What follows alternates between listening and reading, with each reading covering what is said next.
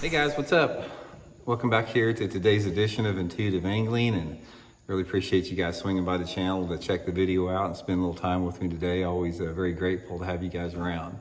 And I got a fun little video today, guys. I've been looking through the 2024 Bass Angler of the Year list that just finished up yesterday.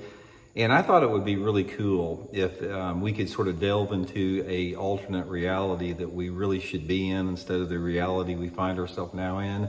And let's say that in 2024, Bassmaster only allowed a flasher and a paper map. You didn't have any GPS, you had no sonar technology except just an old flasher and a paper map. And I put together a list based upon what I know about the anglers a little bit and their techniques. I put together my list of how the Angler of the Year list would shape up only if the anglers had a flasher and a paper map, which is considerably different than it is right now. So I'm going to go through in the video today, I'm going to read you through my list as far as the whole, how the Elite Series standings would shake up in that, highly desirable alternate reality we should be in. And I'd be curious to hear your guys' opinion of this at the end of the video. Also, guys, real quick before we get started, just a big thank you from me and my family here for everybody that's been supporting Intuitive Angling. All you guys out there that are subscribing to the channel and using all my links that I put in the video descriptions. You guys are helping the channel out tremendously, so big thank you from everybody here at the house. Okay guys, here's the list. It's probably gonna hurt some feelings here, but this is the reality of the situation if bass fishing was actually real bass fishing instead of video game fishing, how it's turned into. Okay, number one, Bass Angler of the Year, Greg Hackney.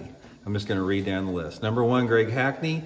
Number two, Jason Christie, Matt Heron, Gerald Swindle, Scott Canterbury, Mike Iaconelli, John Cox, Rick Clunn, Todd Otten, Steve Kennedy, Clifford Perch, Clark Winlet, Mark Menendez, Hank Cherry, Jordan Lee, Brandon Polinick, Jacob Prosnick, Chris Zaldane, Brandon Lester, Bernie Schultz, Brian Schmidt, Kyle Welcher, Ray Hasselman, Kobe Krieger, John Cruz, Scott Martin, Clint Davis, Cliff Prince, Joseph Webster, and Bill Lowen, Frank Talley, Ed Loran, and Seth Fider.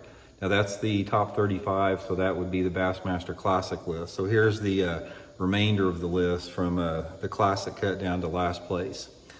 Seth Fider, Stetson Blaylock, Matt Airy, Lee Livesay, Chris Johnson, Corey Johnson, Justin Atkins, Carl Jocumson, Austin Felix, Matty Wong, David Gaston, Caleb Cabal, KJ Queen, Brandon Card, Matt Robertson, David Mullins, Jamie Hartman, Chad Pipkins, Joey Cifuentes, Betty Gross, Derek Hudnall, Jake Whitaker, Mark Frazier, Tim Duke, Logan Latuso, Brian Smith, Brad Watley, Paul Mueller, Luke Palmer, Greg DePalmer, Brock Mosley, Cole Sands, Jonathan Kelly, Jeff Gustafson, Drew Cook, Pat Schleffler, Drew Benton, Hunter Shyrock, Logan Parks, Will Davis, Kyle Norsetter, Kyle Patrick, Keith Combs, John Sukuff, Mike Huff, Jacob Williamson, Alex Redwine, Cody Huff, and we're into the 80s now.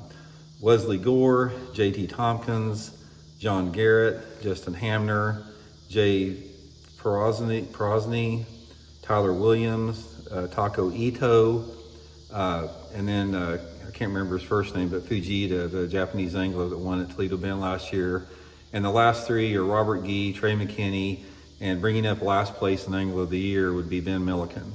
So anyway, guys, that is just sort of the list I put together if bass fishing was actually real bass fishing, where you had to use your instincts and your intuition and your creativity and your imagination to catch fish.